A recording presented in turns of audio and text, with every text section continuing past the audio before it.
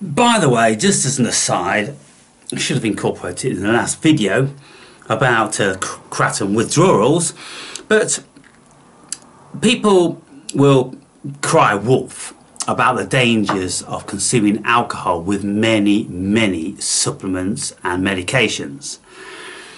Now, people have told me that it's potentially dangerous to combine Kratom with psilocybin mushrooms.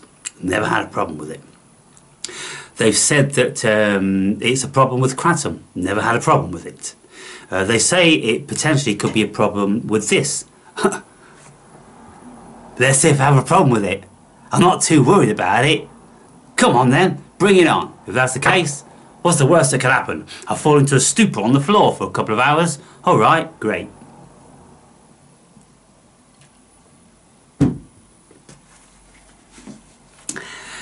But you go online and nobody knows. Oh yeah, we still don't know about CBD really. We're only just discovering this and discovering that. And of course, look, we're all different. Our physiology, you know, is very different. As much as people like to put the human being in one pigeonhole, that's a human being and we know all about human beings. We know fuck all about human beings. Let me tell you from a man who's been looking into the mind for many years, we know fuck all about that. Let's get that one thing straight. And then anybody who's got experience about biology and you know, the physiology, well, you'll know that we just deal with different things in different ways, and our bodies react, you know, very broadly. And so, you know, there's no one size fits all with this stuff. And this is why I'm not interested in listening to people's trip reports in relation to anything. If I'm going to be taking something new, I'll just look on Google a little bit if there's any real horror stories that I need to be aware of. Other than that, I'm not spending hours looking on YouTube because there's going to be 1,000,000,001 different experiences on the same stuff.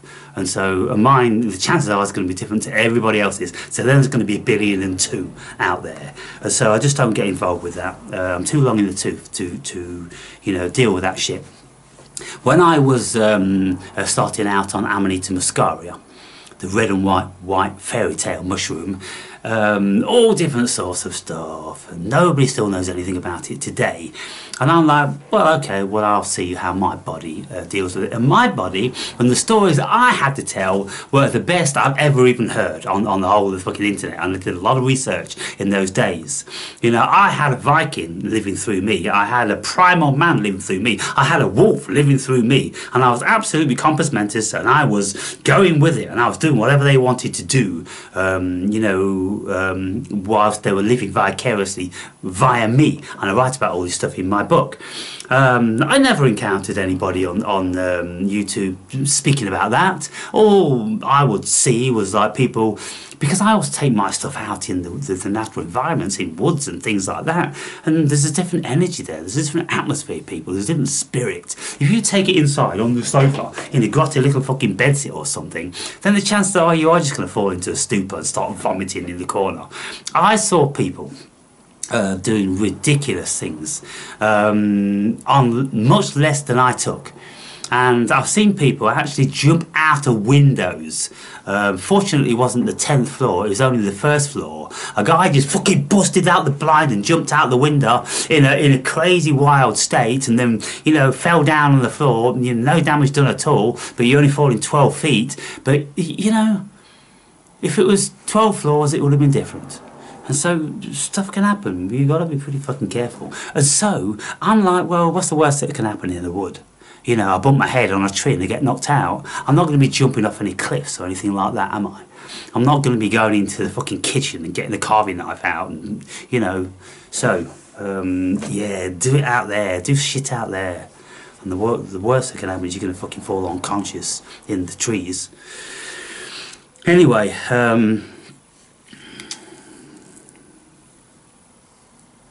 I think I'll have to title this 1 and 2, because I can't lead on to the next subject now, because the next one's completely different.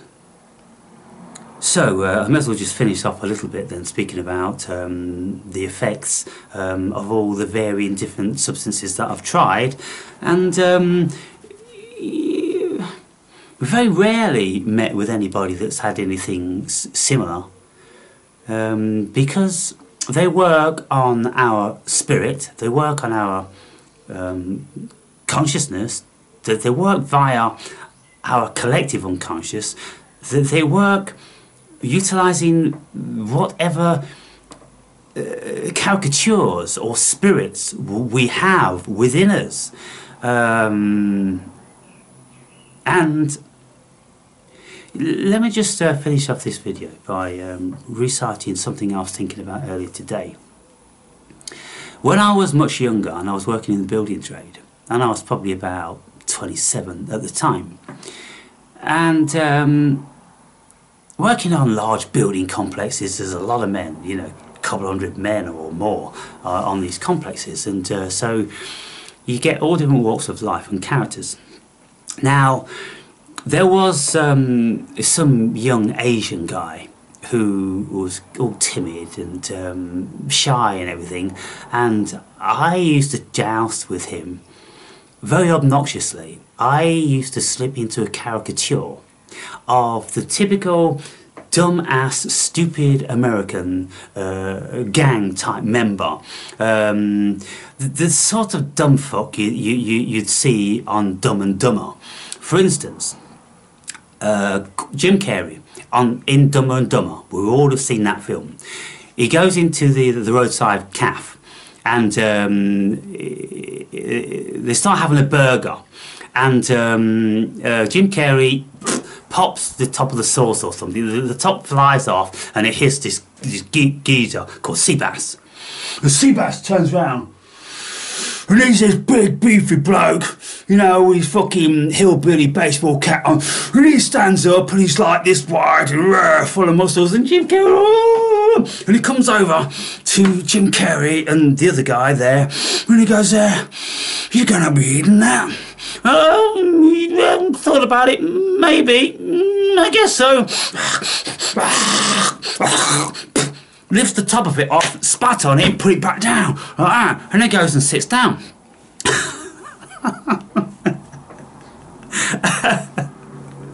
So that sort of scenario compiled them with characters that I was watching in a series called Kung Fu.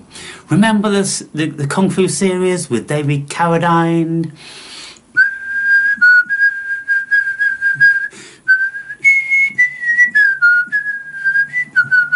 And he's walking across the desert with his sleeping bag over his shoulder from town to town, you know, in the American Midwest, in the cowboy days, and he's looking for work, and, you know, that's scenario. And he comes into town, he drifts into town barefoot, and all these cowboys are there, and then cowboys say, "Hey, yellow man, China man," and then start pushing him around, just acting complete arseholes, right? But then David Carradine's poof, poof, toof, toof, and you're always waiting for that, aren't you? And the noises, remember the noises? Every time I hit him, toof, poof, toof, poof, and all this shit. And then these cowboys that go flying all over the fucking place. So, when I'm looking at this China guy, I incorporated the spirit of these movies. I was living, those spirits were living vicariously through me. I welcomed that spirit into me, and I started acting like a complete asshole to this guy. And I was starting to go, "Hey, China boy, you know Kung Fu? Huh? You know Kung Fu? You know Kung Fu?" And he'd go, "No, I don't know Kung Fu." And bless him, he's only about 20 years old. "Yes, you know Kung Fu. Hu, shi, ha, ah." And I'd be doing all this stuff, just acting like an asshole to intimidate the guy. And I'm like, what was going on? A spirit was living vicariously through me.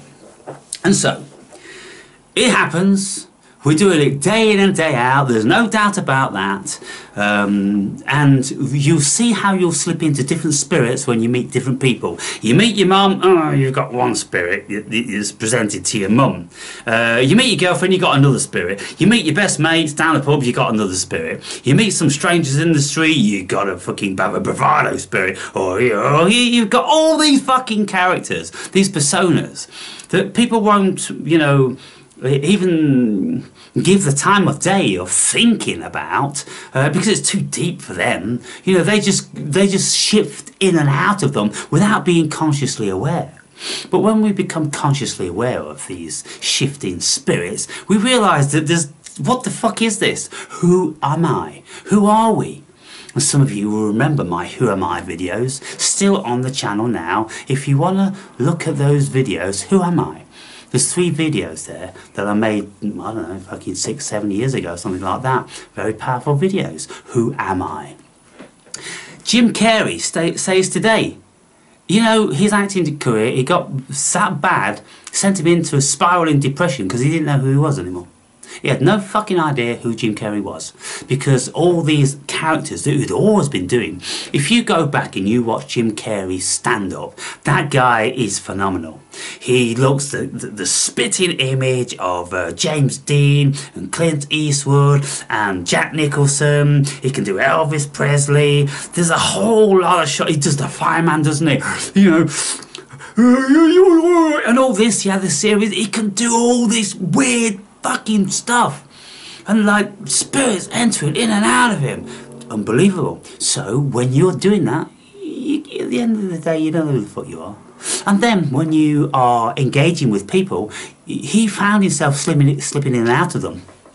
And I remember reading an article from his former wife, and she said, well, you know, it got to the point I just didn't know who I was dealing with. I didn't know whether I was dealing with Dumb and Dumber or Pet Detective or the Cable Guy or Liar Liar. I just didn't know, you know, because he would just randomly and automatically slip in and out of these characters. Fucking bizarre. So anyway, I'll end this video here. Enjoyed that one, actually. Hey, by the way, you, dude, you're the one telling me I'm always banging on about Christ and Christians. Yeah, what about this one then? Does this live up to your expectation? I hope so.